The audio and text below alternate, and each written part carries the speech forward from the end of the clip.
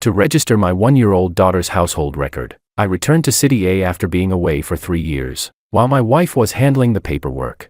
I felt a bit stifled, so I carried my daughter and walked toward the door. As I opened it, I almost bumped into a woman coming from the opposite direction. I apologized and brushed past her. Just as I steadied myself, an uncertain voice came from behind me. "Benjamin, is that you?" I shook my head helplessly, turned around, and met her eyes. Chapter 1. 3 years apart. Helen seemed unchanged, still elegant, still distant, like an untouchable white lotus, but the moment she saw the child in my arms, her composed expression shattered piece by piece. "Your child?" Her voice trembled, filled with disbelief. I smiled and nodded. After receiving my confirmation, Helen clutched her chest and slowly bent over. I didn't move, simply watching her with a blank expression. After a long while, she forced herself to stand up, about to speak, when my wife walked out of the service hall. "Honey, it's done, let's go home." Seeing my wife's bright, gentle smile, I couldn't help but smile as well, but the warmth didn't last long before it was interrupted by a startled exclamation. "Francesca, why is it you?" Helen's voice carried a tone of questioning. My wife's smile faded. She looked at her calmly and gave a slight nod. I was surprised that the two of them knew each other, but I didn't ask. It clearly wasn't the right moment. After a brief greeting, my wife didn't look at Helen again. She gently looped her arm through mine and said softly, "Honey, let's go." I nodded. Holding my daughter and my wife, we walked away in the opposite direction from Helen. No goodbye, no "see you again," not even a glance. Even after we had gone quite far, I could still feel her burning gaze on my back. When I casually turned around, Helen was still standing there, as if she had never moved. Chapter 2. After driving for 3 hours, we finally returned to our home in the suburbs. My wife placed our daughter on the bed, then put on an apron and went into the kitchen to cook. Watching her busy figure, my heart filled with warmth. After dinner, we went out into the yard to enjoy the evening breeze. Lying on reclining chairs beneath the grapevine trellis, I gently waved a palm fan in my hand, brushing away the lingering heat of early summer. As I looked at my wife's gentle profile, the restlessness in my heart, stirred by seeing Helen again, gradually settled. After thinking for a moment, I spoke. "Honey, don't you have anything you want to ask me?"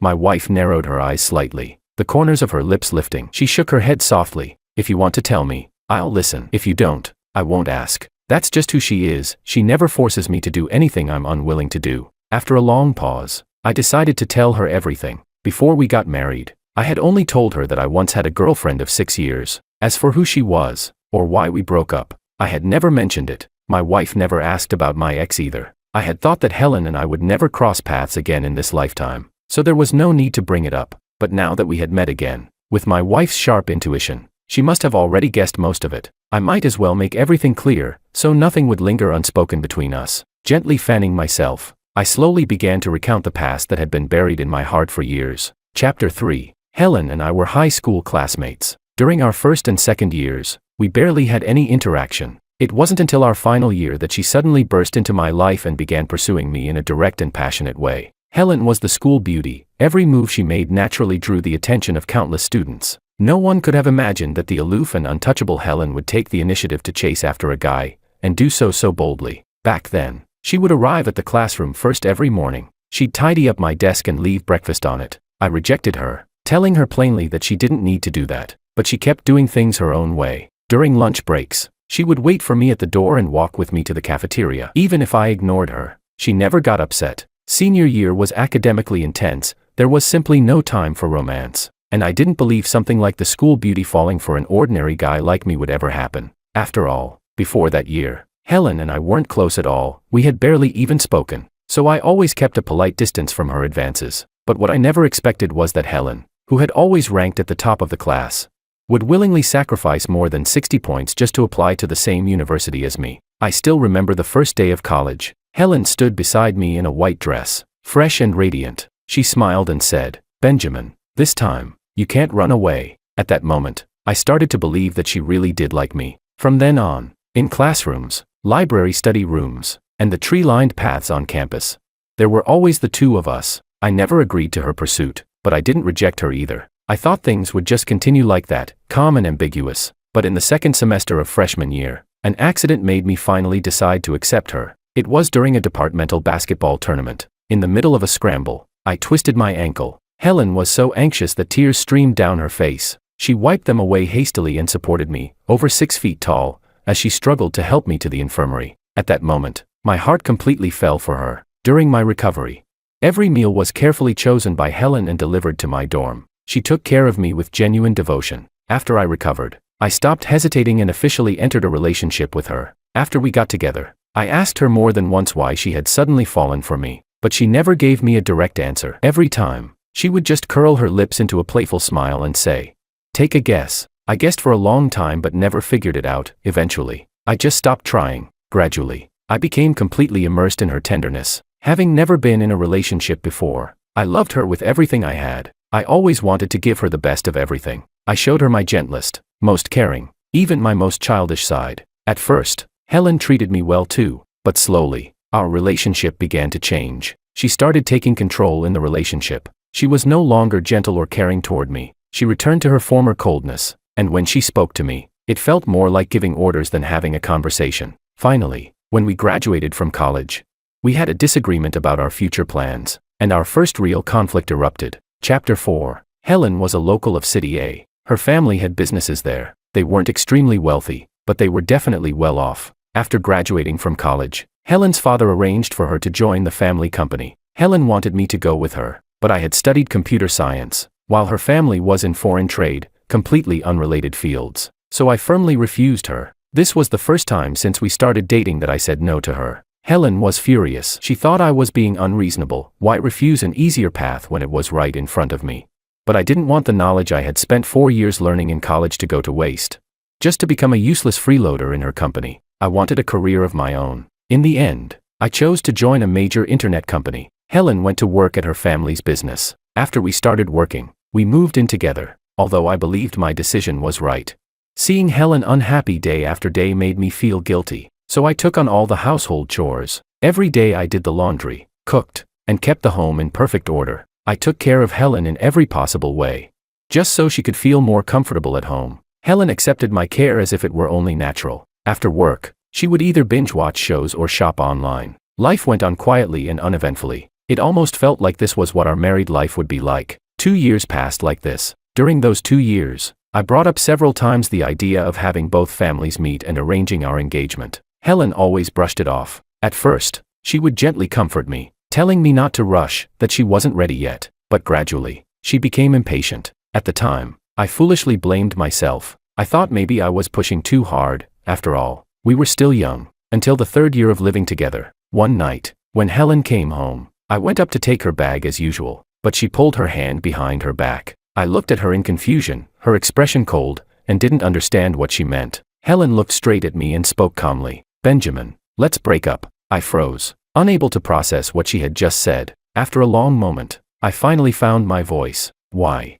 I asked, my emotions surging. Perhaps seeing how disheveled I looked, Helen seemed a little reluctant. With guilt on her face, she sighed softly. "Benjamin, I'm sorry. I've fallen for someone else." At that moment, it felt like I could hear my heart shattering inside my chest. I couldn't understand it. I had turned down advances from other women at work, believing I could never love anyone but Helen. Yet she could say so casually that she had fallen for someone else. I couldn't accept it. Resentment, jealousy, unwillingness, every negative emotion surged up at once. I demanded to know who it was, my voice breaking as I shouted. Helen's guilt faded. A coldness appeared in her eyes as she looked down at me from above. "Benjamin, you're an adult. Can't you control your emotions?"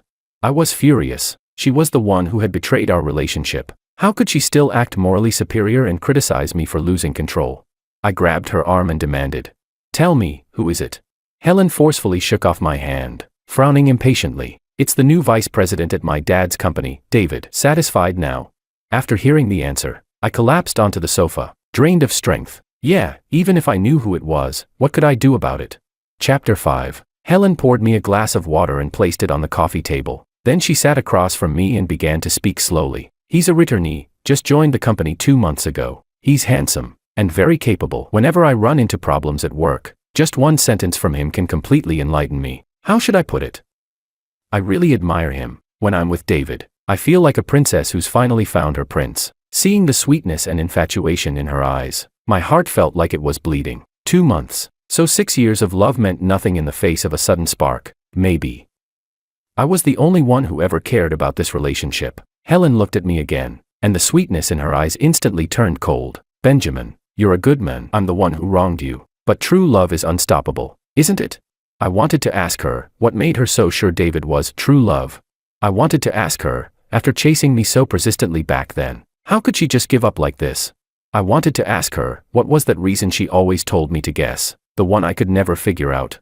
But when the words reached my lips, I suddenly didn't want to say them anymore. The exhaustion in my heart pressed down on me so heavily I could barely breathe. I didn't want to ask. I was too tired. I nodded, returned to the bedroom, and silently packed my belongings. Helen leaned against the doorframe, quietly watching me. Several times, she seemed about to speak, but stopped herself. Maybe she wanted to say something, but then again, once I left, she could be with that vice president without any worries. In the end, she said nothing. Perhaps the future she envisioned was simply more tempting. By the time I finished packing, it was already past midnight. I walked over and, before Helen could say anything, closed the door. The moment the door shut, I couldn't hold on anymore. I slid down against it and sat on the floor. Tears streamed down uncontrollably. I didn't even know why I was crying. For the love that had ended. Or for the 6 years I had given with all my heart. Maybe both. After crying for a long time, I climbed into bed and buried my head in the blanket. All night long, countless thoughts tore through my mind. At one moment, I wanted to win her back. I couldn't accept the breakup. It hurt too much. The next moment, I told myself not to. If it was over, then I should walk away with dignity, like a man. Several times, I couldn't help but get out of bed, open the door, walk to the guest room, and think about knocking, asking Helen to come out so we could talk again. But each time, my raised hand slowly fell back down. What was there left to talk about? Once a woman's heart has changed, even your care feels like harassment to her. At that point, every word, every action, even a lingering glance, is unnecessary. I forced myself not to bow my head, not to disturb her. When dawn finally came, I dragged my luggage out of the bedroom. Helen was in the living room, on the phone. The smile on her face felt painfully dazzling. When she saw me come out, she hurriedly said a few words into the phone and hung up. Benjamin, have you found a place to stay?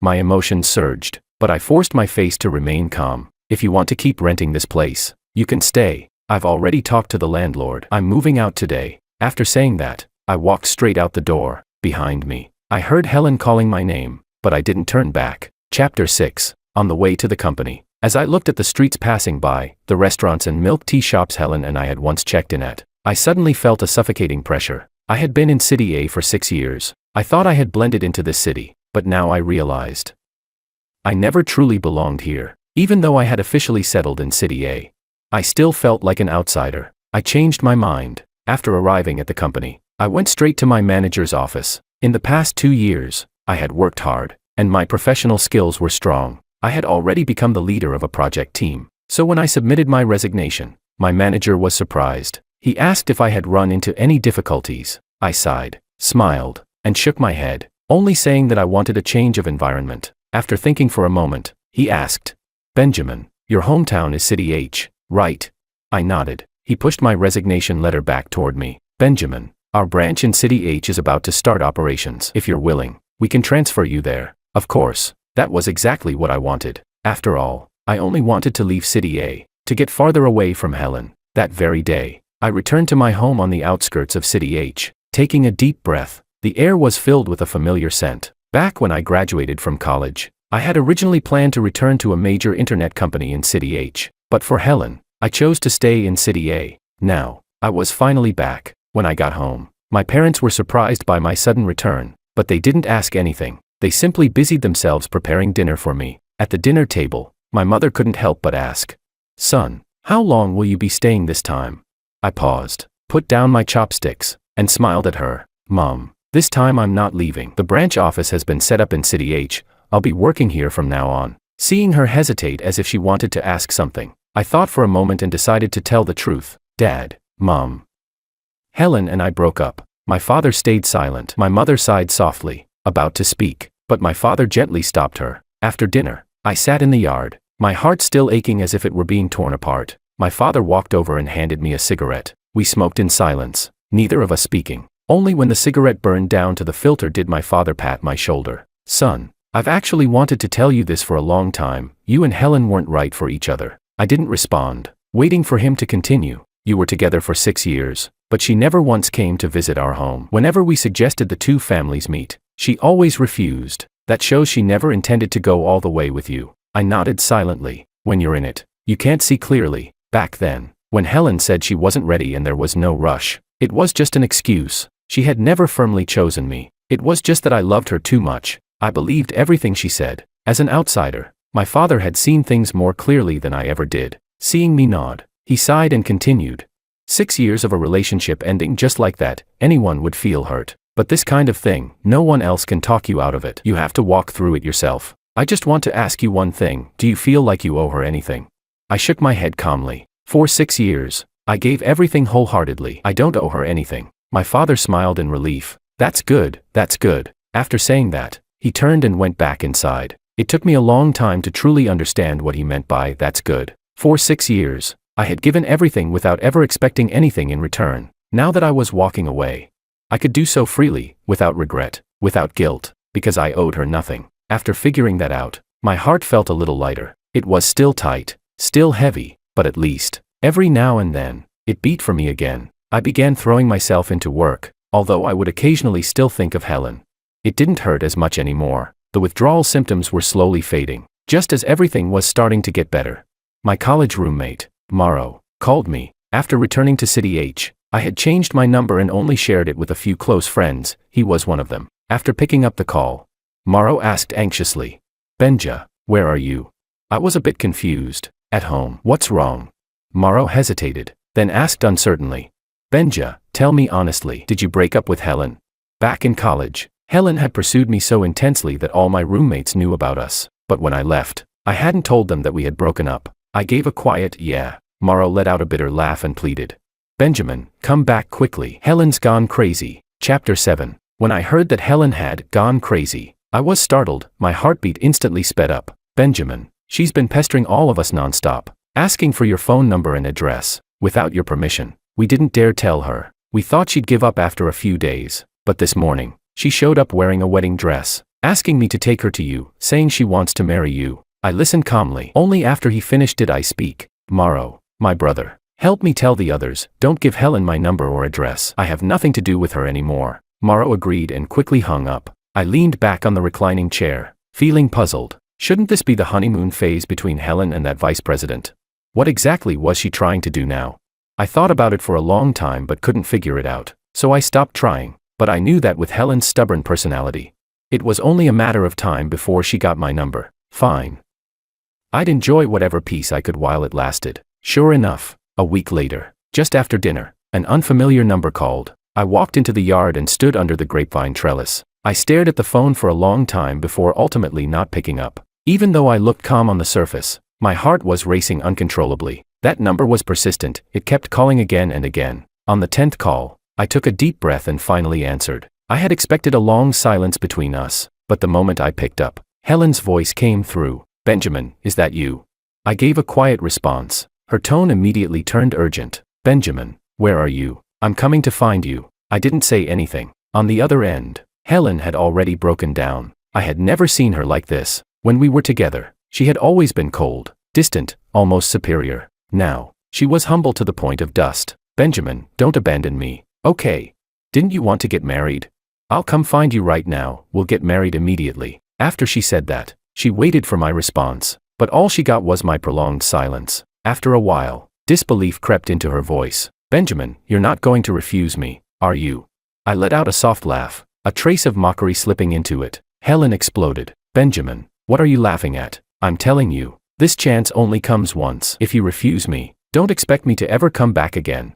Helen was still Helen, unchanged. She thought marrying me was some kind of favor she was granting. If it had been before, I might have agreed without hesitation. But now, there wasn't a single trace of longing left in my heart. Yes, the withdrawal had been painful, but that pain had made me clearer than ever. Only by enduring it and coming out the other side could I truly understand what kind of love I wanted, and what kind of partner I should choose. After waiting for a long time with no response, Helen began to threaten me. Benjamin, I gave you the chance. It's your fault for not cherishing it. Don't come crawling back to beg me in the future. With that, she hung up. I put my phone away, feeling oddly uninterested. Suddenly, loving a woman like her felt meaningless. The obsession in my heart seemed to loosen a little more. In fact, I should thank her for that call. It helped me move on faster. It had been a month since I returned home. Helen's image in my memory had already begun to blur. In truth, what I couldn't let go of was only the beauty of those 6 years. Chapter 8. Helen's call didn't stir much in my life.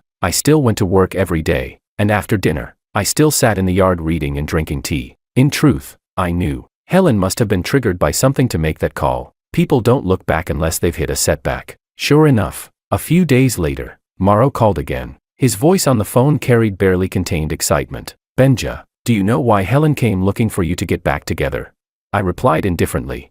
"If you want to say it, just say it." Morrow chuckled. "Benja, you know David, right? The vice president at Helen's family company." I gave a quiet Haha. "I found out everything these past few days. Right after you left, Helen immediately got together with David. They were inseparable at work, and after work, they went home together. They were basically acting like a married couple. But here's the twist, David was already married overseas, and his wife, a total force to be reckoned with. When she found out, she stormed straight into Helen's company and cornered the two of them in the office. She cursed Helen out as a homewrecker, accused her of seducing her husband, and even beat her up badly. In the end, security had to step in to restrain her. But then, that woman actually called the police. Helen's family ended up completely humiliated. I bit my lower lip. I didn't feel any sense of satisfaction, only a faint bitterness rising in my chest. "Benja, don't be upset. You should feel lucky. You dodged a bullet by not marrying her. And don't blame yourself for misjudging her. We've known Helen for years. We all thought she was this cold goddess. Turns out." He trailed off. I smiled faintly and asked, "So how did it end?" Morrow clicked his tongue. "What else? Someone uploaded the video online. David resigned and went back to the States with his wife. Rumor has it her family is very powerful over there. He didn't dare stay. You have no idea how submissive he was in front of his wife. He kept saying Helen was the one who seduced him, and that he only got involved because he was intimidated by her status. Honestly, Helen had it worse. She got beaten up. Her face was messed up, and with the video going viral, her cold goddess image completely shattered. After David left, her father suspended her from work, and a few days ago, she suddenly started asking around for your contact info, probably realized how good you were. Benja, as your friend, I'll say this, she's really not right for you, but this is your life, so the decision is yours." Hearing Morrow's words, I felt a warmth in my chest. That's what a real friend is. They care about you, offer advice when things happen, but never make decisions for you. Morrow, don't worry, there's no way between me and her anymore. Thanks for telling me all this. Next time I'm back in City A, dinner's on me.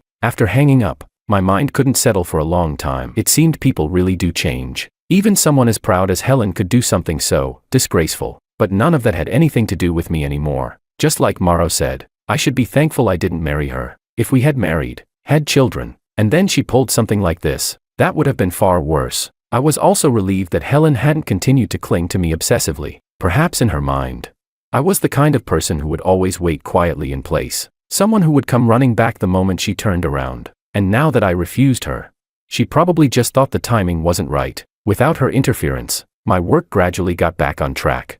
And I thought of her less and less. Before I knew it, 3 years had passed since I left City A. Her image had grown increasingly vague. If not for running into her today, I might have almost forgotten she ever existed. Chapter 9. After listening to my story, my wife nodded and leaned into my arms. She murmured softly, "Benjamin, you didn't do anything wrong. On the path of growing up, we all encounter some terrible people and messy situations. It's precisely because of those experiences that we learn to redefine what's good and what's bad, to reevaluate the people and things around us, and to gain a new understanding of the world. So don't be disappointed. Their presence is meant to teach us how to grow. We're still young, we can stay away from those toxic people and situations, and become better versions of ourselves. As for them, they might spend their whole lives stuck in that petty, ugly world." As I gently stroked her hair, my heart filled with contentment. Only when you meet the right person do you truly understand what happiness is. Actually, meeting my wife had been an accident. She was a teacher at the county middle school. It just so happened that my company had business dealings with that school, and the two people in charge of coordinating the project were her and me. The communication went smoothly. After talking for an entire morning, we finalized the cooperation plan. Talking with her felt easy. There was no tug of war, no emotional drain. After having lunch together, I headed back to the company. That evening, while I was in the office organizing the proposal, my father called. He said my mother had fallen and told me to hurry home. I rushed back as quickly as I could, but the moment I stepped inside, I heard laughter. My mother was sitting there, chatting happily with Francesca, holding her arm. When she saw me, Francesca looked surprised too. It turned out that when my mother had gone out to buy groceries, she had fallen, by coincidence. Francesca happened to pass by, she helped her up, called an ambulance, and accompanied her to the hospital. After the checkup showed nothing serious, Francesca had intended to leave. But my mother insisted on bringing her home. The reason they were chatting so enthusiastically was that my mother, before retiring, had also been a teacher at the county middle school. They had plenty to talk about. Seeing that my mother was fine, I finally let out a sigh of relief. That night, Francesca stayed for dinner at our house. After dinner, my mother asked me to walk her home. Only then did I learn that Francesca also lived in the village, the very first house at the East End. Under the bright moon and sparse stars, we walked along the dirt path between the fields, chatting casually. The soft moonlight fell on her, making her look calm and beautiful. Suddenly, I felt an urge to get closer to her. It felt as though we had known each other for a long time, in sync, naturally at ease. Even after we parted, I remained immersed in that feeling for a long time. When I got home, my mother asked me what I thought of Francesca. I thought about it and answered honestly. She glanced at me, the corners of her lips lifting slightly. Soon after, my mother began inviting Francesca over for dinner for all sorts of reasons. Strangely, Francesca never refused. Every time she came, she would even bring ingredients and help my mother wash vegetables and cook. Gradually, walking her home at night became something I looked forward to every day. That short stretch of road became the most relaxing and comforting time of my day, and the two figures on that country path grew closer and closer. There were no grand promises, no deliberate confessions. We simply walked together, and slowly, we held hands. A year after breaking up with Helen, I married Francesca. Another year later, we had our daughter. Chapter 10. A week had passed since we went to City A to register our daughter's household record. One day after work, I parked the car and had just stepped into the yard, when I saw two women confronting each other. Francesca stood there, her expression dark, staring at Helen. Helen, like a fighting rooster, refused to back down an inch. My mother stood behind Francesca, holding my daughter, her stance clearly chosen. I had never seen Francesca like this before. She was always polite to everyone, always wearing a gentle smile. Sensing something was wrong, I was about to speak, but Francesca gave me a smile, signaling me to stay silent. The moment Helen saw me, her eyes turned red. She was just about to speak when Francesca cut her off. Helen, let's talk outside. With that, she walked straight out of the yard. Helen snorted coldly. Fine, let's talk. The two of them walked out one after the other. My mother shot me a look, clearly worried that Francesca might be at a disadvantage, telling me to follow. Honestly, I was worried too, so I quietly went after them. Before long, I found them standing face to face under the big tree at the village entrance. I hid behind the tree, listening silently. Their voices gradually grew louder. Helen, what's the point of you coming here? You were the one who gave up on Benjamin. You were the one who chose to betray him and hurt him so deeply. Helen responded confidently. So what if I regret it now? You opportunistic snake. I'll treat Benjamin well from now on. I'll spend the rest of my life making it up to him. Francesca let out a cold laugh. Helen, you're rotten to the core and don't even realize it. What makes you think Benjamin would ever turn back? Exposed. Helen became furious. Fine, I'm a terrible person, but what about you? Do you dare say you didn't deliberately get close to Benjamin?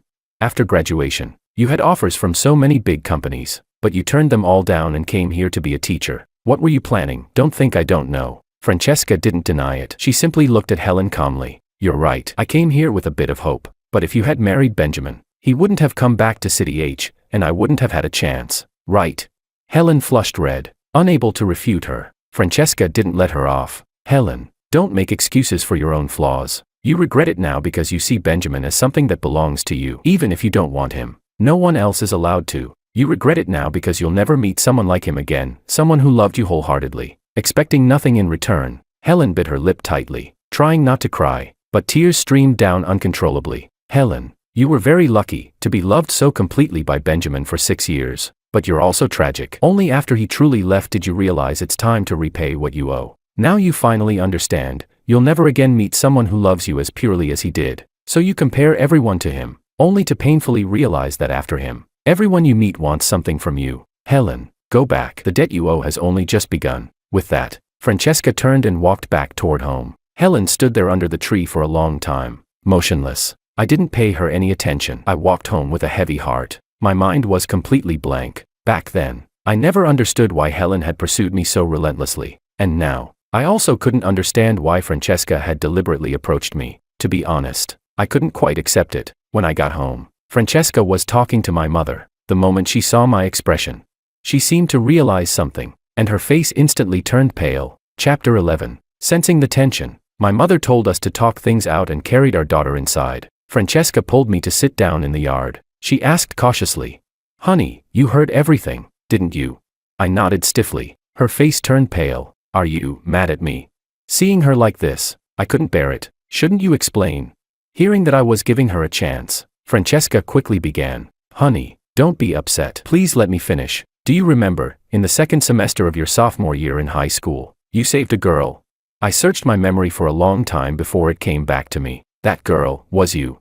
Francesca nodded firmly and began telling me everything that had happened over the years. It was one night after evening self-study. I was walking home. As I passed a small grove, I heard a girl crying for help inside. At that age, right and wrong felt crystal clear. Without thinking, I rushed in, chased off the attacker, and saved her. The girl was extremely grateful and asked for my name. In my teenage bravado, I just said, "Lay phone," and hurried off. But the girl I saved, Francesca, remembered my face. She was a year ahead of me, my senior. Soon after, she saw me again at school and recognized me immediately. In fact, Francesca had always been quite well known at school. She had excellent grades, a sweet appearance, the kind of student parents always compared their kids to. She had a calm personality, never competing or showing off. Both teachers and classmates liked her, but back then, my mind was entirely on studying. I didn't even know who she was. Francesca quietly watched me from afar for a long time. When she graduated, she was admitted to a university in another province. At the time,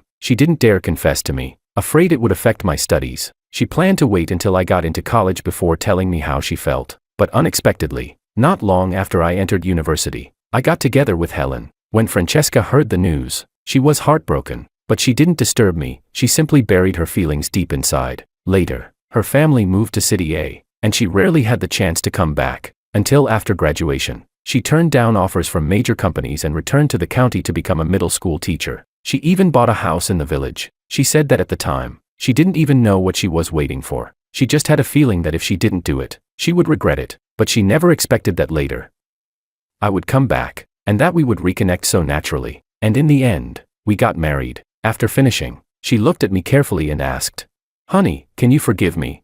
I was deeply moved. I pulled her tightly into my arms. Since when did bravely pursuing love become something wrong? No wonder. When I first met you, it felt like I'd known you for a long time. Francesca hugged me back just as tightly. After holding each other for a long time, I finally asked, puzzled, "Then how did you and Helen know each other?" Francesca pursed her lips. "We knew each other since childhood." It turned out that Helen and Francesca had once been neighbors, but because of business, Helen's family moved back to City A early on. At that time, no one could take care of her, so Helen stayed at her aunt's home in City H. When they were young, Francesca had always been the model child, calm, quiet, excellent in school. Everyone praised her. Helen, on the other hand, was different, outgoing, almost like a tomboy. Gradually, the adults began comparing her to Francesca. Helen refused to accept it. She started imitating Francesca, becoming quiet, reserved, even copying the way she walked. But even so, the adults still constantly mentioned Francesca. Slowly, that unwillingness turned into jealousy. When Francesca raised a cat, Helen would trick it away and abandon it. When Francesca liked a dress, Helen would accidentally spill ink on it. Chapter 12. It wasn't until our second year of high school that she noticed Francesca often staring at me, lost in thought, her eyes filled with tenderness and quiet longing. Helen could tell that was love, so she began to pursue me like crazy, and at that moment, I finally understood why she had chased after me back then. It wasn't because she loved me, it was jealousy. Anything Francesca liked, she had to ruin. She had to take it for herself. A knock on the door interrupted my conversation with Francesca. When I opened it, Helen was standing outside. Her eyes were filled with pleading as she looked at me. "Benjamin, I'm sorry. I really regret it. Can you forgive me?" I curled my lips slightly. "You've already done what you're sorry for. There's no point in saying sorry now." Helen bit her lower lip tightly. After a long pause, she spoke hesitantly. "Benjamin, it's okay if you don't forgive me, but Francesca isn't a good person either. She approached you deliberately." I frowned, displeased, and cut her off. "Can you stop? Helen, you're really rotten to the core." She looked at me in shock. I said firmly, "Francesca approached me out of love. What about you?" "Helen, you're truly despicable. Just because of your jealousy, you're capable of anything." Helen panicked and waved her hands quickly. "Benjamin, I love you too. I really do. I admit, at the beginning it was jealousy that drove me to pursue you. But as time went on, I really fell in love with you. I couldn't listen anymore. Enough. Helen, if that vice president hadn't turned out to be such a mess, would you have even come back? If he didn't have all those problems, you would have long forgotten who I even was. But then again, people like you always end up with people like that. It's just a matter of who's worse. Helen, stop bothering me. Someone like you only belongs in the gutter. With that, I closed the door and took Francesca back to our room. Helen left. She never came back to bother us again. We didn't hear anything about her for a long time, until Mauro called. Benja, did you hear? Helen's completely let herself go. She's been going through men one after another, partying every day, living it up, but I heard she caught a serious disease, doesn't have long left. After saying that, Mauro spat angrily. I listened in silence. Sure enough, for someone completely rotten. A rotten end was the only destination.